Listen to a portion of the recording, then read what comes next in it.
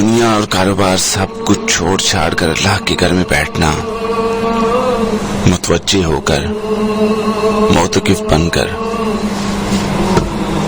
اللہ کا بڑا خاص کرم ہوتا ہے، روحانی سکون ملتا ہے، پریشانیوں سے چھٹکارا ملتا ہے، اور اس کا مغز، اس کی بنیاد لیلۃ القدر ہے، اس رستے کی منزل لیلۃ القدر ہے، اس سارے جتن کا جو پھل ہے وہ لیلۃ القدر ہے۔ عزیز سامعین، وہ ایک رات جس کی عبادت 1000 مہینوں کی عبادت سے بہتر ہے۔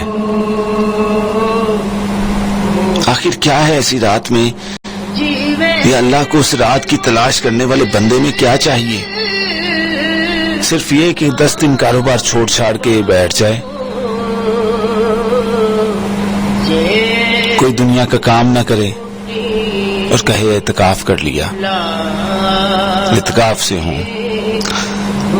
اللہ کو وہ جتن، وہ کوشش چاہیے ہوتی ہے۔ ہر رشتے میں، کوئی بھی رشتہ ہے، وہ رشتہ ایک خاص بنیاد ہے، اس کی رگوں میں بہتا ہوا خون اس رشتے کو بچانے کی کوشش ہے۔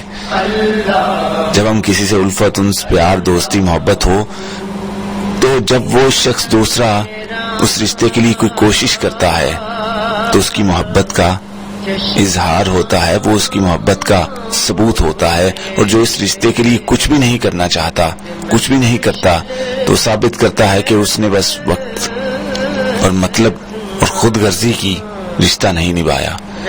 اسی طرح اللہ کے ساتھ اگر محبت ہے تو اللہ کو راضی کرنے کی کوشش، یہ اللہ کو چاہیے۔